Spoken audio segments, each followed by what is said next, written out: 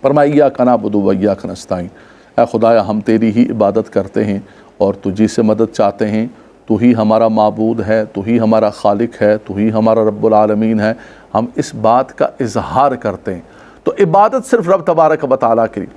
شریعت محمدیہ کے اندر کسی کے لیے سجدہ نہیں ہے۔ اگر کسی نے سجدہ تعبدی کیا، عبادت کا سجدہ کیا، وہ شخص تو کافر ہو گیا۔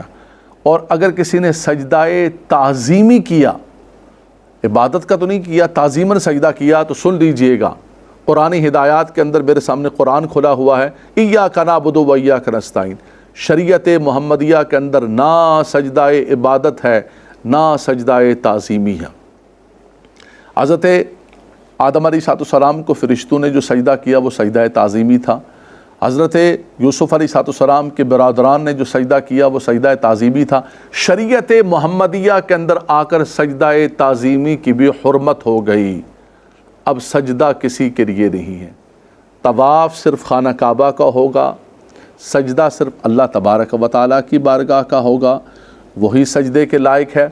اعلیٰ حضرت امام اہل سنت سے کسی نے پوچھا کہ اگر کوئی شخص نہ سجدہ تعبدی کرتا ہے نہ سجدہ تعظیمی کرتا ہے، صرف کسی قبر کو، کسی بزرگ کی مزار کو تعظیماً ادباً چومتا ہے، بوسہ لیتا ہے، آپ نے فرمایا کہ ٹھیک ہے، اس کے اندر بڑی مقال ہے، بڑے قال ہے، لیکن احوط یہ ہے، یہ عوام الناس کا چونکہ قرآنی ہدایات ہے، عوام تک جاری ہے، ہماری بہنیں، ہمارے بھائی سب سن رہے ہیں، سن لیجئے گا۔ آپ نے فرمایا کہ احوط یہ ہے کہ قبر کا بوسہ بھی نہ لیا جائے۔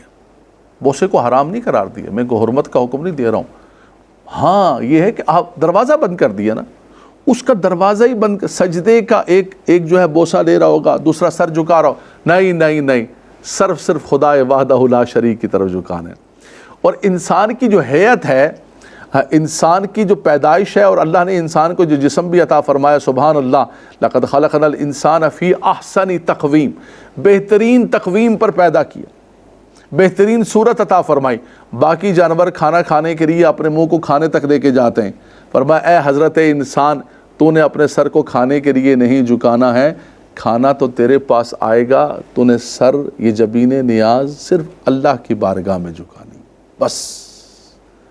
حضرات گرامی، قرآنی ہدایات یہ ہے کہ ایاک نعبد و ایاک نستعین، عبادت صرف اللہ تبارک و تعالیٰ کے لیے، عبادت کے لیے کوئی بھی اس کے سوا عبادت کے لائق ہی نہیں ہے۔ اللہ اکبر۔ فرمایا اگر شریعت کے اندر سجدہ حلال ہوتا تو آقا دو جہاں صلی اللہ علیہ وسلم بعدس خدا بزرگ تو ہی قصہ مختصر، لیکن کسی صحابی نے کسی محبت سے محبت، جنہوں نے اپنی جانوں کو قربان کر دیا، اپنے وطن قربان کر دیا، اپنا سب کچھ قربان کر دیا، لیکن سجدہ نہیں، سجدہ صرف میرے مالک و مولا۔